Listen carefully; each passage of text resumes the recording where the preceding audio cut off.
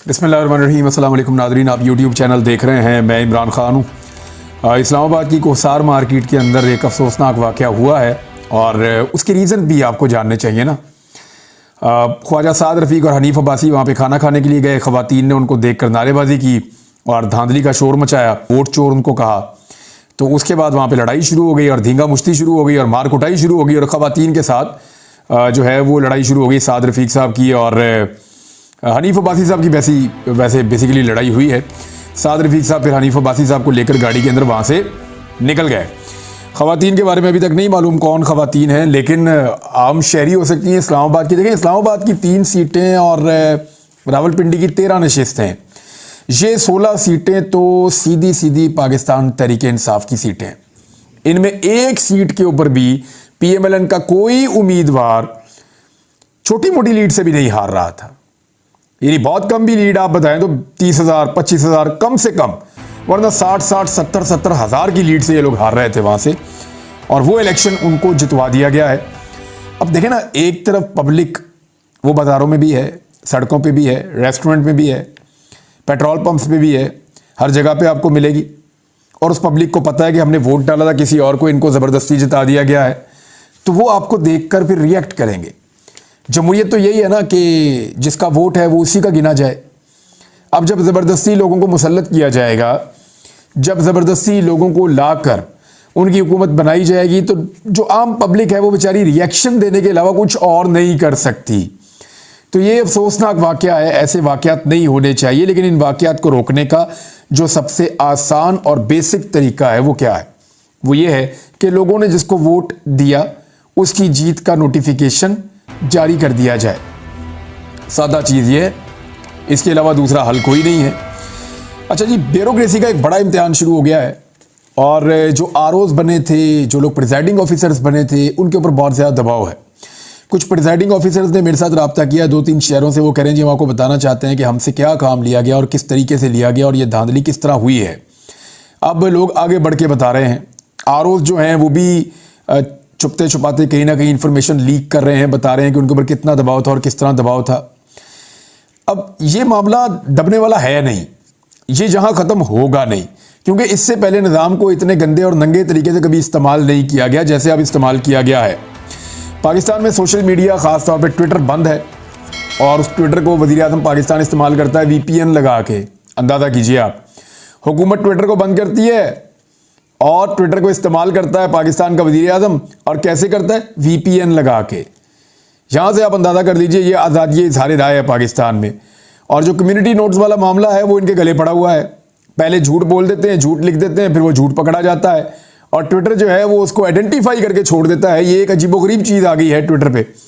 यानी आपने झूठ बोला, आपने गलत बयानी की, लोगों ने रिपोर्ट किया, ट्विटर ने हकायक चेक किए और उसकी रोशनी में वहाँ पे एक कम्युनिटी नोट लिख दिया कि जी ये बंदा झूठ बोल रहा है, ये वाली बात ऐसे नहीं है, ये बात एक्चुअली ऐसे है। तो मरियम औरंगज़ेब के साथ और काकड़ साहब के साथ, दोनों के साथ ये हुआ है। मरियम औरंगज़ेब साहबा ने जो है वो इसको बदल के तो ये कहने की कोशिश की कि निब दे वलिद, बट ये एक्चुअली ये था नहीं। ये एक्चुअली जो है वो उन्होंने कहा था कि सर कलम कर दिया जाए, यानी सर उतार दिया जाए। मरियम औरंगज़ेब ने एक्चुअली ये कहा था, फिर ट्विटर ने उसकी तस्दीक की है।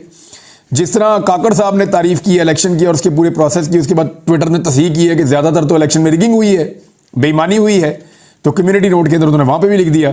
अब ब्यूरोक्रेसी के लिए प्रॉब्लम यह है कि समाजी दबाव बढ़ता जा रहा है। यानी मैं सिद्दीक जान की एक यहाँ पे ट्वीट है, उसको आपको मैं कोट करके पढ़ के सुना देता हूँ। उसने बहुत अच्छा एक्सप्लेन किया है इस सारे मामले को। कुछ चीज़ें इसके अंदर मैं ऐड भी कर दूंगा। ट्विटर क्यों बंद है? ट्विटर बंद होने की 2 वजूहात हैं। एक तो यह है कि लियाकत चट्टा ने धांधली का एतराफ़ करते हुए कहा कि उन पर सोशल मीडिया का भी दबाव था, इसलिए सोचा गया कि सोशल मीडिया के सबब जो सबसे मौसर ऐप है ट्विटर, उसको डाउन कर दिया जाए, इससे पहले कि सोशल मीडिया पर माहौल गर्म रहे और किसी और का ज़मीर जाग जाए। लेकिन दूसरी असल वजह यह है कि पाकिस्तान तहरीक इंसाफ ने हर ज़िले के DRO और हर हलके के RO का नाम और तस्वीर सोशल मीडिया पर डाल दी हैं, जिसके बाद बहुत से लोग इन ब्यूरोक्रेट्स की फैमिली का बता रहे हैं कि इसका भाई फ़लाँ है, इसका बाप फ़लाँ है, इसका कज़न फ़लाँ है, ये फ़लाँ जगह का रहने वाला है, इनका कारोबार फ़लाँ है। इसी के साथ इन ब्यूरोक्रेट्स के ख़िलाफ़ सोशल बाइकआउट की मुहिम भी ज़ोर पकड़ चुकी है। इस पर ब्यूरोक्रेट्स ने हाथ खड़े करना शुरू कर दिए हैं। ब्यूरोक्रेट्स ने जो शिकायत की हैं इनमें से सिर्फ 2 सुन लीजिए। ये 2 शिकायतें हैं और ये अपने सोर्स के ज़रिए से बता रहे हैं सिद्दीक जान साहब। इन शिकायतों से आपको आइडिया हो जाएगा कि होने क्या वाला है या क्या हो रहा है इनके साथ। एक ब्यूरोक्रेट के मुताबिक इसको अपने बच्चे स्कूल से निकलवाने पड़ गए क्योंकि दूसरे बच्चे कह रहे थे कि तुम्हारे अब्बू ने ज़्यादती की है और तुम्हारे अब्बू अच्छे इंसान नहीं है, और बच्चे स्कूल से निकलवा दिए। उसने कहा जी दूसरे शहर में जाऊंगा और वहाँ पे बच्चे दाखिल करवाऊंगा। एक और ब्यूरोक्रेट ने कहा कि उनके वालिद घर के पास वाली मस्जिद में नमाज़ पढ़ते थे और वहाँ पे लोगों के तल्ख सवालात का सामना करना पड़ा, अब वो मस्जिद नहीं जा पा रहे। तो इस तरह की शिकायत और भी बहुत सारी आ रही है कि हमारे वालिदैन और हमारे बच्चों तक बात पहुँच गई है, ब्यूरोक्रेट्स का ये कहना है। फिर मरियम नवाज से और अनवारुल हक काकड़ से ब्यूरोक्रेसी के हक में बयान दिलवाए गए, लेकिन ये तो वो लोग हैं जिनके अपने बयान उनके अपने लिए फ़ायदेमंद नहीं होते, तो ये ब्यूरोक्रेट्स को फ़ायदा देंगे, तो वो नहीं दे पा रहे। फिर ओवरसीज़ पाकिस्तानी जो है वो भी ये मुहिम चलाते हैं, वो बताते हैं कि जनाब ये ब्यूरोक्रेट है और ये ऐसे है और उसको फैलाते हैं। तो वहाँ तो उस मुल्क के अंदर तो रोका नहीं जा सकता, ट्विटर को पाकिस्तान में बंद कर सकते हैं। तो बेहतर यही है कि जो ब्यूरोक्रेट्स ईमानदार हैं वो वीडियो रिकॉर्ड करें और अपने सामने कुरान मजीद रखकर गवाही दें, यकीनन उनके खिलाफ मुहिम फौरी तौर पर रुक जाएगी। अच्छा, ये पाकिस्तान में ना तब्दीली आ रही है बड़ी तेज़ी से, लोगों को नज़र नहीं आ रही, समझ नहीं आ रही। ये जितने भी लोग ब्यूरोक्रेसी में या सरकारी ओहदों के ऊपर काम करते हैं ना, ये सब लोग हमारे मुआशरे के अंदर ही रहते हैं। ये ईद की नमाज़ हमारे साथ पढ़ते हैं, जुम्मे की नमाज़ हमारे साथ पढ़ते हैं, आगे पीछे हमारे साथ मस्जिदों में, बाज़ारों में, हर जगह पे मिलते हैं, स्कूलों में इनके बच्चे हमारे बच्चों के साथ पढ़ते हैं। अब ये वक्त बदल जाएगा, आप देखिएगा। जो बच्चा सरकारी गाड़ी के अंदर, सरकारी नंबर प्लेट वाली गाड़ी के अंदर स्कूल पहले आता था पुराने ज़माने में, तो उसको बड़े रश्क से बाकी बच्चे देखते थे कि इसका अब्बू ऑफिसर है बहुत बड़ा, तो ये सरकारी गाड़ी में आ रहा है। अब ये नहीं होगा।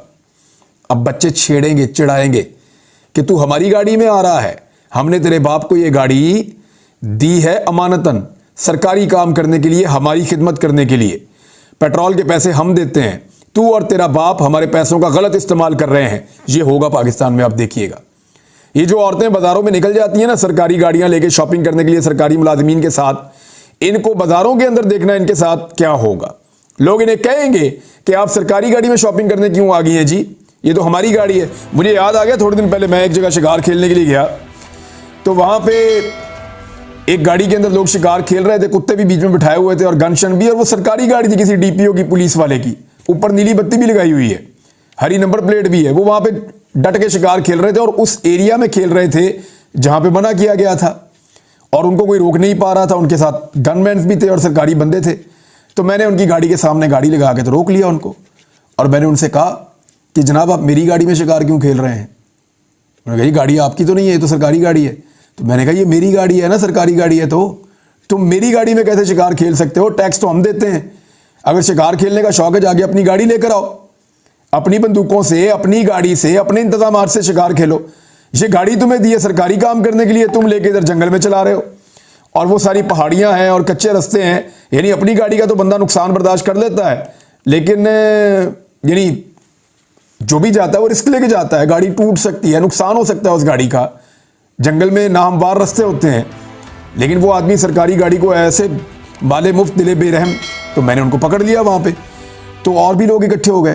तो इसी तरह आप देखेंगे कि आने वाले वक्त में सरकारी वसाइल का इस्तेमाल सरकारी मुलाजमीन के लिए मुश्किल होता चला जाएगा। और ये ट्विटर को बंद करने का जो रीज़न लिखा है, ये ठीक लिखा है सिद्दीक जान ने। मुझे लगता है मामला इसी तरफ जाएंगे।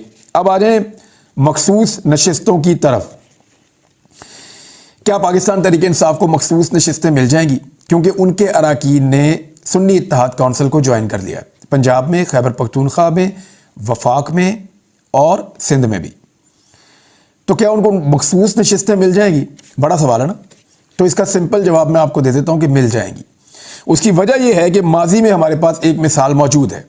2 चीज़ें मैं आपके सामने एक्सप्लेन कर देता हूं। जब ये केस चल रहा था ना इंतखाबी निशान वापस लेने वाला, तो उस वक्त बैरिस्टर गोहर, जो पाकिस्तान तहरीक इंसाफ के इस वक्त करता धरता है, तो बैरिस्टर गोहर ने उस वक्त काजी फाइज साहब को कहा था कि आप हमारा इंतखाबी निशान वापस ले रहे हैं तो हमारी मखसूस नशिस्तों का क्या बनेगा अगर हम जीत गए। तो कादी फायद ईसा साहब ने उस वक्त कहा था कि अगर आप जीत जाएंगे तो इसका हम हल निकाल देंगे। तो अब देखते हैं कादी फायद ईसा साहब इसका क्या हल निकालते हैं। दूसरा, लिहाज अली हैं, डॉन के रिपोर्टर हैं, सीनियर जर्नलिस्ट हैं। उन्होंने एक मिसाल पेश की है इसी हवाले से। 2019 में फाटा के इलेक्शन हुए थे, आपको याद होगा। वो 2018 के बाद 2019 में फाटा के इलेक्शन हुए थे, उनका वहाँ पे मर्जर का मामला चल रहा था। 2019 में जो फाटा के इंतखाबात हुए थे उसमें 3 आज़ाद उम्मीदवार जीते थे। एक शफीक अफरीदी, दूसरे बिलाल अफरीदी, तीसरे अब्बास रहमान, ये फाटा से जीते थे। ये 3 आज़ाद उम्मीदवार जीतने के बाद बलूचिस्तान अवामी पार्टी में शामिल हो गए। हालांकि इससे पहले बलूचिस्तान अवामी पार्टी का कोई वजूद खैबर पख्तूनख्वा में नहीं था। इन तीनों अरकान ने कहा जी कि हमें मखसूस नशिस्त भी दी जाए, तो फिर इनको इलेक्शन कमीशन ऑफ पाकिस्तान ने इजाज़त दी। इन्होंने इलेक्शन कमीशन ऑफ पाकिस्तान को दरख्वास्त दी और उसके बाद बसीरत बीबी नामी खातून को इन तीनों सीटों के एवज एक मखसूस नशिस्त पर MPA बनाया गया। तो ये बड़ा सिंपल है कि ये माजी में हो चुका है। अगर पाकिस्तान तहरीक इंसाफ के लिए कोई कानून तब्दील करना है या ये गुंजाइश ख़त्म करनी है तो मर्जी है, अदरवाइज़ ये सीटें कानून के मुताबिक माजी की इस कार्रवाई को देखते हुए पाकिस्तान तहरीक इंसाफ को बआसानी मिल जाएंगी। BBC ने एक बड़ी तफसीली रिपोर्ट छापी है और वो रिपोर्ट है इस हवाले से कि पाकिस्तान तहरीक इंसाफ को सबके सब ताने देते थे कि ये सोशल मीडिया की पार्टी है, और उसी सोशल मीडिया को इस्तेमाल करते हुए पाकिस्तान तहरीक इंसाफ ने सारी पॉलिटिकल पार्टीज़ को शिकस्त दे दी। देखिए उनके पास था क्या, ना वो जलसा कर सकते हैं, ना वो जुलूस कर सकते हैं, ना वो रैली कर सकते हैं। उन्होंने सोशल मीडिया के थ्रू पाकिस्तानियों को मोटिवेट किया और उन पाकिस्तानियों ने सोशल मीडिया से मिलने वाले पैगाम को आगे फैलाया और करते कराते मामला यहाँ तक पहुँचे कि लोगों की एक बहुत बड़ी तादाद ने पाकिस्तान तहरीक इंसाफ को वोट डाल दिए। और पाकिस्तान तहरीक इंसाफ को डलने वाले वोट इलेक्शन गुजरने के 11 दिन हो गए हैं ऑलमोस्ट, अभी तक काबू नहीं आ रहे। अभी तक जो है वो जाली वोटों की कहानियाँ सामने आ रही हैं, जाली फॉर्म 45 की कहानियाँ सामने आ रही हैं, अभी तक वोट ज़ाया करने की कहानियाँ सामने आ रही हैं। लेकिन ये सारे मामला आगे जाके खुल सकते हैं, इनके ऊपर इंसाफ हो सकता है अगर अदलिया चाहे तो, वरना यहाँ पे ऐसी मिसालें मौजूद हैं कि 5-5 साल गुजर गए और जिस उम्मीदवार ने केस किया था ट्रिब्यूनल में उसको 5 साल बाद भी इंसाफ नहीं मिला। जैसा कि मैंने आपको कल एक वीलॉग में बताया कि शेख वक्कास अकरम के साथ क्या हुआ था। 5 साल तक कोशिश की लेकिन सीट वापस नहीं मिली। 5 साल बाद इलेक्शन लड़ के दोबारा मेंबर कौमी असम्बली बन गए, लेकिन 5 साल सीट नहीं मिली। एक और बड़ी खबर यह है, और आज शायद इसके ऊपर कोई डेवलपमेंट हो जाए, नॉर्मली पाकिस्तान में होती नहीं है, कि गैर कानूनी गिरफ्तारियों के मामले पर तौहीन अदालत पर डिप्टी कमिश्नर इस्लामाबाद की गिरफ्तारी का हुक्म। शहरियार अफरीदी और शानदाना गुलजार को MPO ऑर्डर के तहत गिरफ्तार किया गया था और इस पे अदालत ने मना किया था। और अब मामला ये है कि डिप्टी कमिश्नर इरफान नवाज के वारंट गिरफ्तारी जारी कर दी है अदालत ने और कल सुबह 9 बजे अदालत में गिरफ्तार करके पेश करने का हुक्म दिया है। लेकिन क्योंकि निज़ाम किसी और तरफ चल रहा है, देखते हैं आज हाई कोर्ट के अंदर इंसाफ होता है या नहीं होता। मैं एक चीज़ और कहना चाहता हूँ, चंद दिन पहले मैंने एक रिमार्क्स दिए थे, मुझे सवालात किए थे सहाफ़ियों ने, तो वहाँ मैंने जवाबन 1-2 जुमले ऐसे बोले जो मुझे नहीं बोलने चाहिए थे। मेरे दोस्त हैं एहतशाम, उन्होंने इस पे मेरी निशानदेही की, बल्कि उन्होंने इसका तस्करा किया, तो मुझे लगा कि उन्होंने ठीक कहा और सही मशवरा दिया है। मुझे वो नहीं कहना चाहिए था। मैंने ये कहा था मरीम नवाज़ के वज़ीर आला पंजाब बनने पे कि बेल्टें कस लो, आपकी वीडियोज़ आ सकती हैं। हाँ, मामला तो ऐसे ही है, लेकिन मुझे ये बात करनी नहीं चाहिए थी। अफसोसनाक है, मुझे अफसोस है जो बात मैंने की, और आइंदा मैं ज़रा ख्याल रखूँगा। थैंक यू एहतशाम, आपका भी बहुत शुक्रिया। पीपल्स पार्टी और PMLN की बातचीत चल रही है नाज़रीन, शराकत इक़्तिदार के हवाले से। और देखिए इनका ट्रैक रिकॉर्ड अगर आप दोनों जमातों का देखें ना, तो ये बातें बहुत बड़ी बड़ी करेंगे कि हम बाहर रहना चाहते हैं, हम हुकूमत का हिस्सा नहीं बनना चाहते, लेकिन एक्चुअली ये दोनों ये यकीन हासिल करना चाह रहे हैं कि अगर हम हुकूमत बना लेते हैं तो हमारी हुकूमत को 5 साल तक चलाया जाए, चाहे अवाम का जूस निकल जाए, चाहे पाकिस्तानियों का कचूमड़ निकल जाए, चाहे मईशत पूरी तरह तबाह हो जाए, हालात किसी भी नहज पर पहुंच जाएं, हमें गारंटी दी जाए कि हमें 5 साल तक इक़्तिदार में रहने दिया जाएगा बगैर मैंडेट के। अब ये जैसी इनको श्योरिटी मिल जाएगी तो ये दोनों जमातें वजारतें लेकर ढिटाई के साथ बैठ जाएंगी इक़्तिदार के अंदर। आप ये देख लीजिएगा। अभी तो ये कह रहे हैं कि हम ये नहीं लेना चाह रहे, वो नहीं लेना चाह रहे, हम हुकूमत का हिस्सा नहीं बनना चाह रहे, लेकिन मीटिंग्स के अंदर से जो रिपोर्ट होती हैं चीज़ें या जो मुख्तलिफ सहाफ़ती सोर्सेज से पता चलती हैं, वो तो ये कोई सदर बनना चाह रहा है, कोई स्पीकर कौमी असम्बली का ओहदा लेना चाह रहा है, कोई वजारतों के अंदर ख़ास वजारतें लेना चाह रहा है। सबके सब वो ओहदे लेना चाह रहे हैं जो आईनी ओहदे हैं, जिनके अंदर फ़ायदे मिलते हैं, जिनके अंदर प्रोटोकॉल्स मिलते हैं, जिन ओहदों का बहुत फ़ायदा होता है, और उन ओहदों की तरफ कोई नहीं जाना चाह रहा जहाँ पे जिम्मेदारियाँ हैं, जहाँ पे काम करना पड़ता है, जहाँ पे मुश्किलात का सामना करना पड़ता है और जहाँ पे ब्लेम अपने ऊपर लेना पड़ता है। और शहबाज शरीफ के साथ काम करने का तजर्बा पीडीएम की जमातों का कोई अच्छा नहीं रहा। उन्हें अंदाज़ा हो गया कि हमने एक ऐसे आदमी के साथ काम किया है जिसको हुकूमत का सर पाँव भी नहीं पता। देखिए, किसी सूबे का वज़ीर आला होना कोई बड़ी बात नहीं है। वफाक पैसे कमाता है, वो आपको पैसे देता है, आप पैसे खर्च करते हैं। सूबे का वज़ीर आला तो शाह खर्च होता है, लेकिन जब आपकी वफाकी हुकूमत बनती है तब आपको पता चलता है कि पैसे इकट्ठे भी करने हैं, दुनिया से डील भी करनी है, मुल्क की मईशत को भी चलाना है। और वहाँ शहबाज शरीफ साहब की कैपेसिटी क्या है वो हमने देख लिया। जो मईशत का हाल किया पीडीएम की जमातों ने, अगर इनको दोबारा इक़्तिदार के अंदर लाकर बिठा दिया गया, सदर पाकिस्तान ने इसके ऊपर बात की है बड़ी क्लियरली, मैं उसी के ऊपर इस वीलॉग का इख्तिताम कर देता हूँ। आरफ अलवी पहले तो बोल ही नहीं रहे थे बड़े लंबे अरसे से, फिर बड़ी हिम्मत करके उन्होंने बोला। जो जुमले उन्होंने बोले, जो ख़ास जुमले हैं, वो मैं आपके सामने रख देता हूँ। उन्होंने मुखातिब करते हुए कहा कि आप एलीट हैं और कौन आपको हिला कर ये बताएगा, इन इलेक्शंस ने आपको हिलाया है, मैं उम्मीद करता हूं कि आप हिले होंगे। लोगों ने आवाज़ मारकर चीख चीख कर कहा है कि तरजीहात दुरुस्त नहीं हैं। तरजीहात वो नहीं है जो ये हुकूमतें आप पर थोप रही हैं, तरजीहात वो हैं जो आवाम चाहती हैं। आपको लगता है कि इस ज़मीन के नीचे से तेल निकल आएगा और इन पॉलिसियों को चलाने से पाकिस्तान ठीक हो जाएगा? चलाने वाले लोग वो नहीं हैं। और कंटिन्यूटी कहाँ से आएगी? क्या हम बैरून मुल्क में मजदूरी एक्सपोर्ट करते जाएंगे कि जाओ जाके मिडिल ईस्ट को गुले गुलजार बनाओ और पाकिस्तान जो है वो सहरा बनता जाए? जिनके ऊपर जुल्म हुआ है पाकिस्तान में गुज़िश्ता 2 सालों में, वही लोग कर सकते हैं इस मुल्क को ठीक। इस वक्त अवाम ने मैंडेट दिया है और अगर इस मैंडेट का एहतराम नहीं करेंगे तो यहाँ खराबा बढ़ता चला जाएगा। हल मौजूद है, लीडरशिप मौजूद होनी चाहिए जो अमल दरामद करे। आपकी जिम्मेदारी अच्छे लोगों को मुंतखब करना था। ये पब्लिक से, नौजवानों से बात करते हुए उन्होंने कहा कि आपकी जिम्मेदारी थी अच्छे लोगों को मुंतखब करना, आपने कर दिया। अब यकीनी बनाइए कि उन्हीं को इक़्तिदार मिले। निशान भी ले लिया गया। हर घर में शायद ही कोई आदमी मुश्किल से हो जिसने गलती की हो, सब ने निशान ढूंढ ढूंढ के ठप्पे लगाए हैं और इसके बावजूद वोट भी दिया है। बंदे भी उठा लिए गए, लेकिन वो बंदे ढूंढ के, उनके निशान ढूंढ के लोगों ने जो है वो वोट डाले हैं। खूब लोगों को मारा और पीटा गया, मगर फिर भी औरतें और जवान खड़े रहे, औरतें खड़ी रहीं। तो सदर पाकिस्तान ने बताया कि ये इसको पॉजिटिव लिया जाए कि लोगों ने निकलकर जमहूरियत के ऊपर ट्रस्ट किया, इसको पॉजिटिव लिया जाए और मुल्क को आगे बढ़ाया जाए। बहरहाल देखते हैं, क्योंकि मुनीब फारूक नामी जो सहाफ़ी हैं उन्होंने जो कहानी सुनाई है वो तो कोई और ही नक्शा खींच रही है।